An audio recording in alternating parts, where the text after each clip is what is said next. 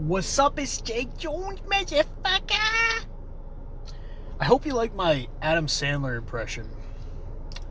That guy. Genius. Anyway, so we were talking about,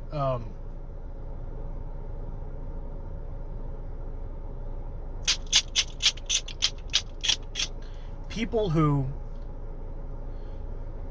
fucking don't tell. No. We're talking about shoplifting? No, we're talking about taking too many oxys. We're talking about doing the right thing, as in Sal's Pizzeria. So, I wrote the Substack article recently. That video is going up. Boom! You know, Walgreens is a comfortable place to be, because I've made so many deals here. You know, I've pushed so much weight here in this very lot. I got my dick sucked here one time. Wasn't very memorable, to be honest. Nor were the drug deals. Altogether, though, I've lived a full life.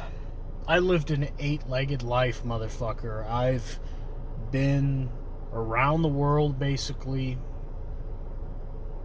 The only question is, how much of the world are you willing to see versus how much of your imagination are you willing to see? So this is what the Substack article was talking about. This dichotomy between the father, your imagination, and the son, the reality. Now that's uno, esotericist con man's interpretation of it. Another may say, well, the father actually means what is in the field of existence. Meanwhile, the son is your true desired reality. So you just flip them. You see what they did there? But notice what they didn't do. They didn't mention the Holy Spirit ever. Because why? Because they're afraid, and they have every right to be afraid of not being forgiven.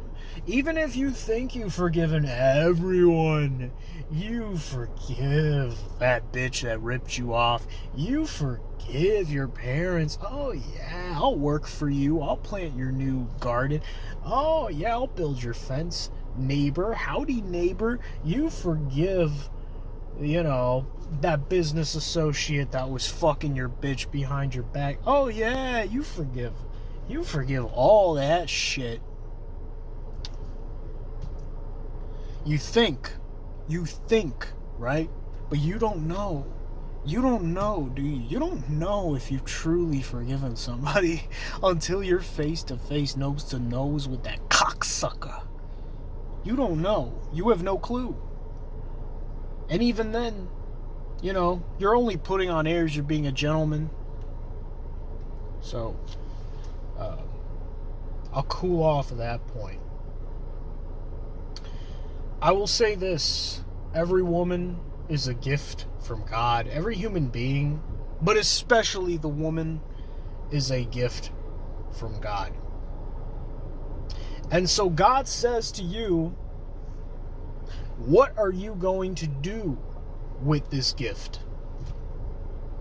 And so immediately your mind goes to freedom, because that's what America was raised on, and this is our pride and downfall as well as our saving grace. Freedom. So I would say I give freedom to the female within me and externally projected as well. Because men are women and women are men. It's not that complicated on a basic human level. However, there are differences that are a gold mine of comic relief. And one of them being the whole ongoing debate about emotionality, which I've covered previously. Emotionality is not and has not been a popular trait amongst men, at least in from what I have known in my limited capacity in the Western civilization. It's always been about being on your shit. Cutting the mustard, as the nuns would say in Catholic school. We're basically men anyway. The nuns are basically men. They swore, they're dykes. Everybody fucking knows that. And the priests are fucking fags. Everybody knows that. Okay?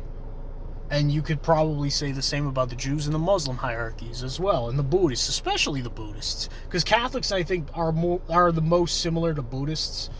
But I don't know. I haven't met enough of them to even comment on that properly. So forgive me for that. But I do think the one world religion, as I've stated previously, is Pravda. Pravda. La verità.